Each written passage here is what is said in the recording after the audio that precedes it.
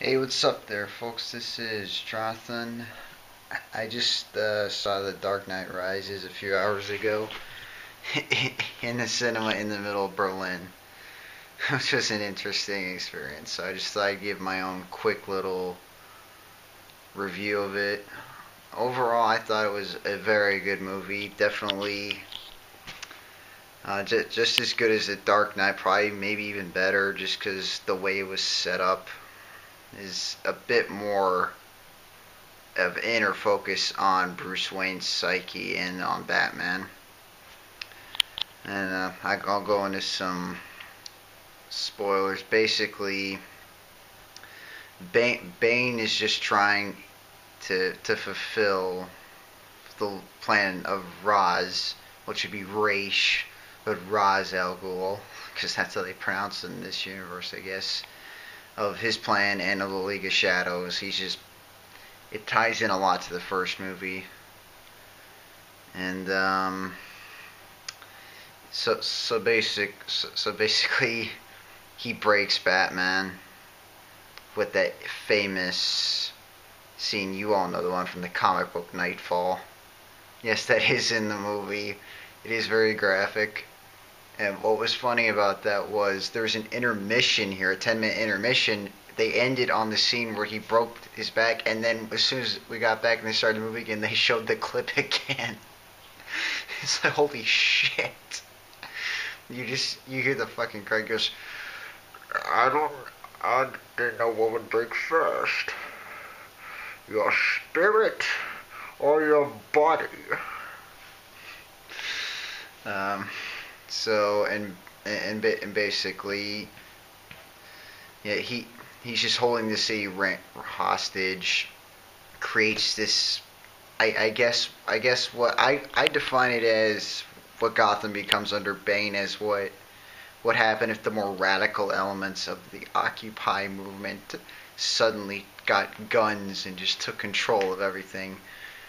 It's just fucking chaos. Will control chaos because there's people just smashing everything, just taking over. It's for the people. We're gonna go crash fucking Wall Street, break into people's homes and put them on show trial by the Scarecrow. And the Scarecrow does return in this movie for the briefest parts. He just sentences people to either exile or death. With exile being walking across the frozen river. Basically, you're gonna die from that. Anyway, this seems convoluted. I'm just trying to get everything together. I haven't done one of these videos in a while, but yeah, it wasn't as action packed as The Dark Knight. There were long stretches of periods where they just set things up, especially with Officer Blake, and Commissioner Gordon. How they've been living this lie for all this time, and they're just trying to keep things together. Bruce Wayne is a fucking wreck. At this point, he can barely walk. He's just gotten beat to shit from all those years being Batman. He's been in seclusion. He's a mess, and Alfred is worried about him. There's no life for him in Gotham. I mean, he even says, he just says the most stunning things I've ever heard. He just says, when you disappeared for those first 7 years, in Batman Begins when he got trained, he says, I wish you didn't come back. There's nothing for you here but pain and tragedy. And then at another point, he brings up the letter that Rachel Dawes wrote that she was choosing Harvey, and he just says, I burned that just because I just wanted to make you feel better. And Alfred's not in the movie a whole lot, neither is Lucius Fox. But when they're in there, they're good. And yeah, I should just go with the actors. Christian Bale, as always, is good.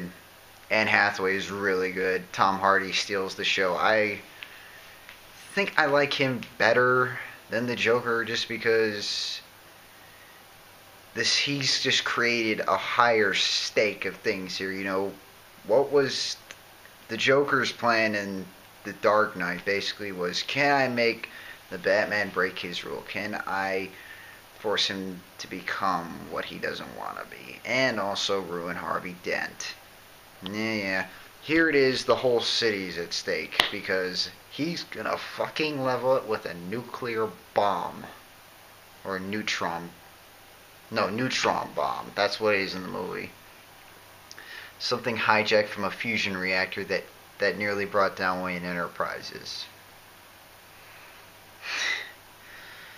I mean, Bane just wants to break He just wants to break Batman first, and then do that to the city. So he just breaks him, puts him in a pit where he grew up. I mean, this also ties into the comic books of Bane's story. At least they kept part of it intact. You know, he's not Latin or South American. He was some guy who grew up in a pit, literally a pit in the ground that you have to climb out of. And so they kept that part right. He was in prison his whole life before eventually getting out. And you have Ra's al Ghul, who's tied in. That seemingly throwaway line about his wife in the first movie actually has significant relevance here. The biggest spoiler, I guess, I mean, if you want to know, Miranda Tate turns out to be Talia al Ghul, who grew up in that same pit that Bane was in and escaped. She went and got Bane back out, who was beaten so bad that he has to wear that thing over his face that makes him sound like this. I only that I permit you to die. That gives him gas that helps him overcome the pain. It's not venom apparently, but Tom Hardy's built like a fucking tank. Holy shit. Yeah, she's Talia al Ghul. She's coming to fix everything. She doesn't want to just drive people crazy like her father did. No, she wants to level the fucking city and bring about the collapse of Western civilization, I guess. Overall, everything was really good. I really liked it. It was an amazing experience to see. I'm glad that I got to see it in Berlin. It was in English, obviously, which is nice. There were no German subtitles, which is a curiosity, although it seemed everyone in the theater could speak English. And, well, you'd have to if you're going to see the screen in English, but they got the gist of it. There were people crying at the end. I guess I'll give away the end. But basically, Batman, it seems that he dies by carrying the bomb out on the bat, that flying thing, which is basically the Batwing. They just call it the Bat. He flies out, and it detonates. But it turns out he escaped. There was a thing with the autopilot that he apparently installed himself that Lucius Fox didn't. And basically he escapes away to Florence with Catwoman. And then Detective Blake, whose last name is Robin.